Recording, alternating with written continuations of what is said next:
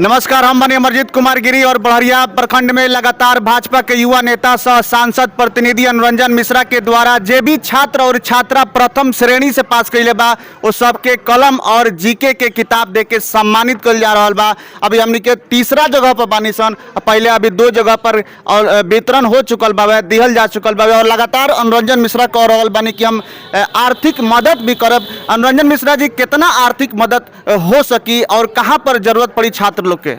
देखिए, जे भी इंटर में जाता ओकरा फॉर्म भरवाए में कोनो दिक्कत होई तो फॉर्म भरवाए के हमनी काम करेब। कॉपी किताब में कोनो दिक्कत होई कॉपी किताब देवे के काम करेब। एकरा बाद भी पढ़ाई के क्षेत्र में अगर कोनो तरह की आवश्यकता हुई वो आर्थिक सहयोग हमनी करे काम करे और करत आओ तनी। हम लगातार 8 साल से इस क्षेत्र में प्रतिभा सम्मान समारोह करेनी और लोग के सहयोग करे के काम करेनी। चूँकि नेतागिरी बलफ वाला काम हम ना करेनी, यदि घोषणा करे गई कल से लौकेम ना, चूँकि घर है हमारे पंचायत हवे। हम जहाँ भी जानी जौन कहेब तौने करे, जितना सहयोग हुई निश्चित तन मन धन के साथ हम करेनी।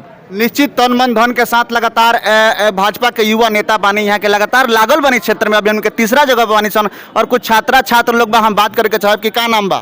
प्रियांशा कुमारी। कितना परसेंट आयल बा मार्क्स? 78.4%। 78.4%। अभी सम्मान पा के खुश बानी? यस। का बने के बाद जीवन में? बैंकिंग की तैयारी करना है। बैंकिंग की तैयारी करे के बाद, बैंक के मैनेजर बने के बाद, बैंक के तैयारी करे के बाद यहाँ के का नाम बा? खुशी कुमारी। खुशी कुमारी। कितना परसेंट मार्क्स? 60%। 60% मार्क्स बा। का बने के बाद जीवन में? पुलिस बनना है।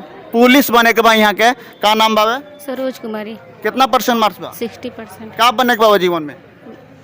पुलिस बनना है। पुलिस बने के बाद यहाँ के भी का नाम बावे? रीना कुमारी। कितना परसेंट मार्क्स? 275। क्या बनना है आपको जीवन में? डॉक्टर बनना है। डॉक्टर बनना है इनको। क्या नाम है? सालू कुमारी। क्या बनना है आपको? डॉक्टर। ये सम्मान पाकर खुश हैं आप? हाँ। बिल्कुल, सब लोग सम्मान पाकर खुश है। क्या बनना है आपको? डॉक्टर। डॉक्टर इनको भी बनना है। क्या बनना है आपको? डॉक्टर। डॉक्टर लोग ज्यादा हैं। क्या बनना है आपको? पुलिस। कितना परसेंट मार्क्स है आपका? 300 कुछ नंबर। अच्छा, फर्स्ट डिवीजन है आप? जी। सम्मान पाकर खुश हैं? जी सर। सम्मान मिला है आपको, खुश हैं आप? क्या बनना है जीवन में? डॉक्टर। डॉक्टर बनना है इनको। आपको क्या बनना है? डीएसपी। ये सम्मान मिला है, आप खुश हैं? जी। अभी कुछ छात्र लोग भी बा हमारा संग, हम कुछ छात्र लोग से भी बात करें कि कितना परसेंट मार्क्स बा? 70%।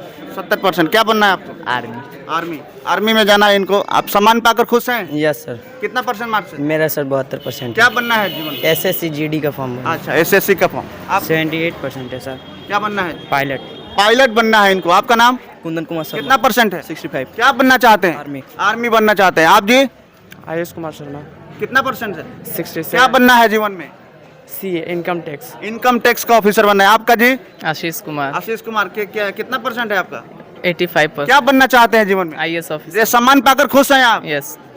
आप निरंजन कुमार सम्मान पाकर खुश हैं? यस। क्या बनना है आपको? बैंकिंग बैंकिंग का तैयारी करेंगे, ये भी मैनेजर बनेंगे।